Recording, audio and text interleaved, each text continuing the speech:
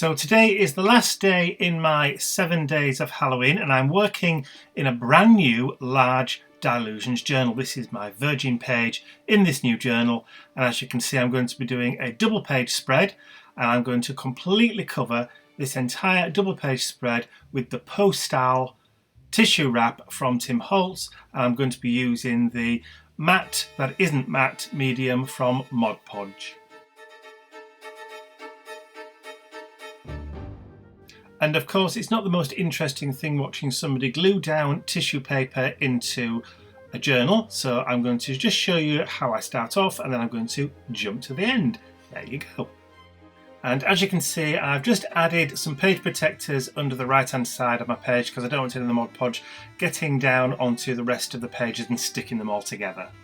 And after a quick blast with the heat gun, it's time to add some colour. And my first colour today is the yellow ochre acrylic paint from Reeves, which I'm applying across the entire double page spread with a baby wipe. Now, I'm not wanting a total opaque look for this. I want the tissue paper pattern to show through in some areas, so that's why I'm using the baby wipe. I'm going to completely cover it, and then I'm going to give it a quick blast with the heat gun to get it all nice and dry. Now, the shine of that Mod Podge is still showing through, even though I've got the paint on top, so I have to take a few steps later on to get rid of that shine, because you know how much I hate it. So after a quick blast with the heat gun, it's time to bring out a darker colour. This time we're using burnt sienna acrylic paint, again from Reeves, and I'm going to cover the page again with the baby wipe to try and blend some of that colour together.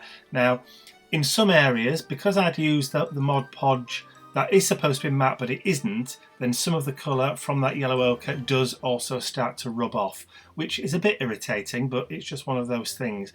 Now, as it looks now, it looks a complete hot mess, but it will blend and I will remove a lot of the colour. Now, my aim for this is to make it look like a dank, dark basement, almost like a dungeon. You'll see why in a little while. So the colours will blend together, and it does start to come together once it's all dry and I start adding my focal points. I know it looks like a complete hot mess, but trust me, it will come together in the end. Have I ever let you down before?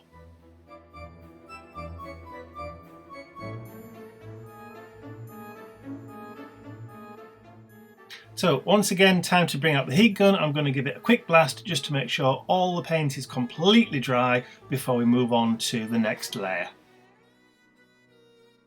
And so the next layer, I want to have a kind of brick effect. I told you I was trying to build up a dungeon kind of feel. So I'm using the Brickwork Stencil from TCW and the Potting Soil Archival ink from Ranger.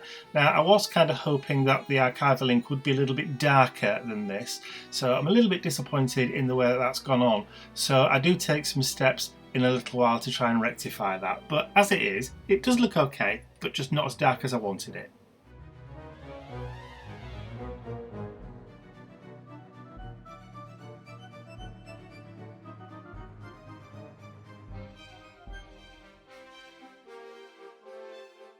And because the Archival ink does take a little while to dry, I'm just going to give it a little bit of encouragement with the heat gun before bringing out my next colour, which is the burnt umber acrylic paint. This is from Do Crafts or Design Objectives here in the UK, and I'm going to just stencil that through the same stencil again, just with a piece of sponge.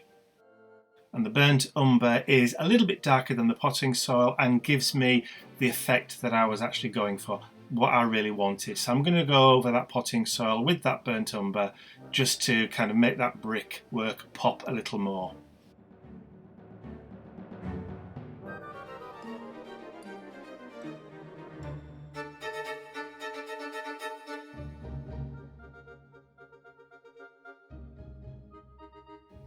So I'm very happy now with the way the bricks are looking on that page, and it does start to look like a very damp cellar. You can almost smell the must.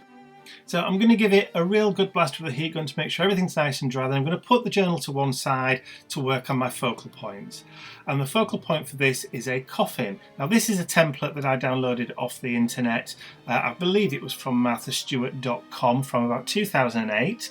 and I'm going to be using the Materialize paper stash pad from Holtz, which is the Halloween offering for 2016. And as you can see, I've used the template and I've drawn around it and cut them all out, but I don't think you'd want to sit and watch me cutting out all those, so I've jumped to the end. I'm grabbing the potting soil archival ink again, and I'm going to go around the edges of all my coffins. Now again, this wasn't as dark as I really wanted it to, so you will see me go and grab my jet black archival ink as well, and I will start using that to go around the edges of all my coffins with that jet black.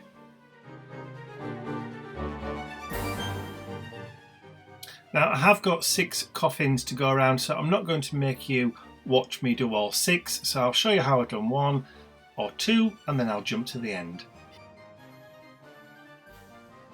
So I've brought back the journal, and before I carry on I want to remove all the excess tissue paper from the outside or the borders of my pages. So I'll just show you a little bit of me trimming off the pages and then I'll jump to the end where I've completed the whole task. So as you can see, I've removed all of the excess tissue paper from around my borders of the page, and I'm just laying out my coffins where I want them to go on my pages. And I'm just going to use a bog standard glue stick to stick my coffins down onto the page.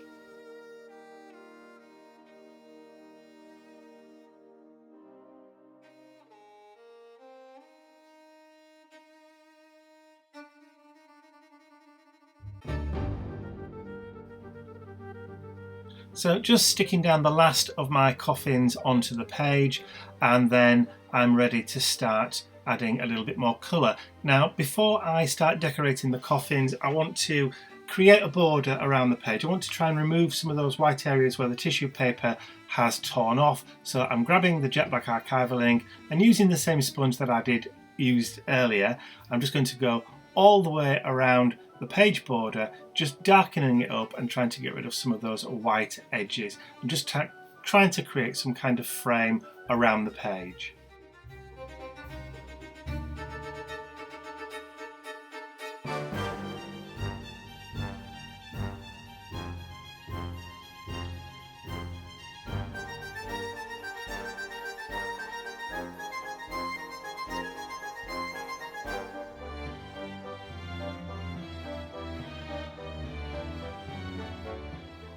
So now the border's complete, I can put away the jet black archival ink, and I've grabbed another sheet from that Materialize paper stack, and I'm using a 1 1/4 inch circle punch. This one's from Stampin' Up, and I'm just going to punch out 6 circles from that orangey kind of paper. I've also got a sheet of from that paper stack that has lots of little cabinet cards on there as well. So I'm going to use the inch circle punch and punch the faces out from that, and then I'm going to layer up the faces with the larger bases to create a kind of border, a frame around my circles, which I'm then going to stick down onto the coffin lids, just using that same glue stick that I used earlier.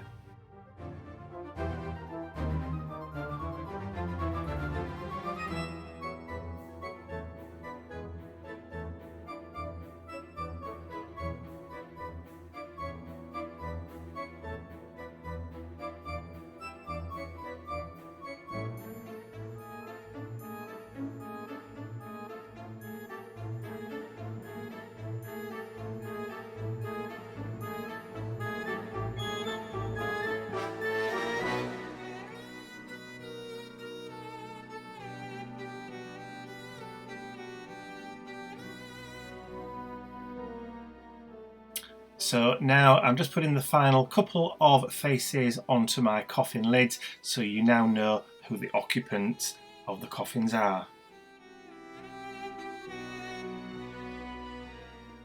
So now my occupants are in place, it's time to add my journaling to the page, and for this I've already printed out, I've typed this up and printed it out from my computer on my inkjet printer, and I've cut them out with a pair of scissors, and I'm just going to use that same Pritt stick to stick my journaling quote down. Now the journaling quote that I'm using is taken from a 1919 quote from a British comedian called George Formby. Now George has a very, very famous son. His son was a very famous comedy film star in the 1940s and 1950s here in the UK. But as I say, George coined this phrase in 1919, just 2 years before he died of tuberculosis. And the quote reads, "It's not the cough you're coughing, but the coffin they carry you off in." And it is paraphrased. The original quote is a little bit different, but I've just adapted it to suit my page. And while I've been rambling, I forgot to mention that I am going round each of the word blocks with a Memente Tuxedo Black dual tip marker. This is a water-based pen, and that's just to remove or get rid of any white raw edges from the paper when I've cut it.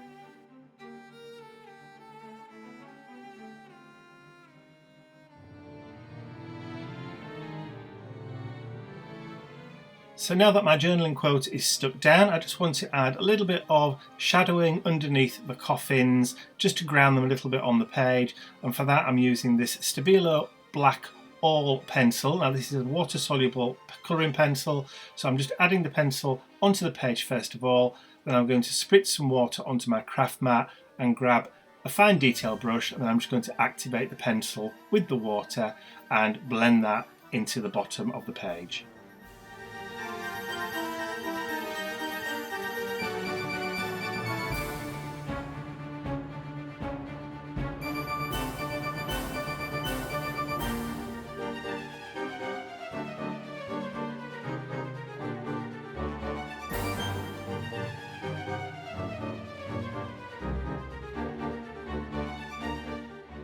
And now I'm really happy with the way this page looks. I think I've captured that essence of dark and dingy cellar. So I'm just going to sign and date the page, and then I'm going to call this page complete. But I did build in one little surprise, a little occupant of the coffin. Now I thoroughly enjoyed creating this art journal page. I love doing Halloween with a little bit of twist of fun, and I hope you've enjoyed watching this video too. In fact, I hope you've enjoyed watching the whole of the 7 Days of Halloween series. I definitely will be doing it again next year. So do remember, if you have enjoyed watching these videos, please remember to give them a thumbs up, share the videos with all your friends, and if you haven't subscribed to my YouTube channel already, you can do so by clicking the button at the end of the video. That's all from me for now. And that's all from me for Halloween for this year. I do hope you have a great evening on the 31st and that you all stay safe. That's all from me for now. I'll see you all again real soon. Bye for now.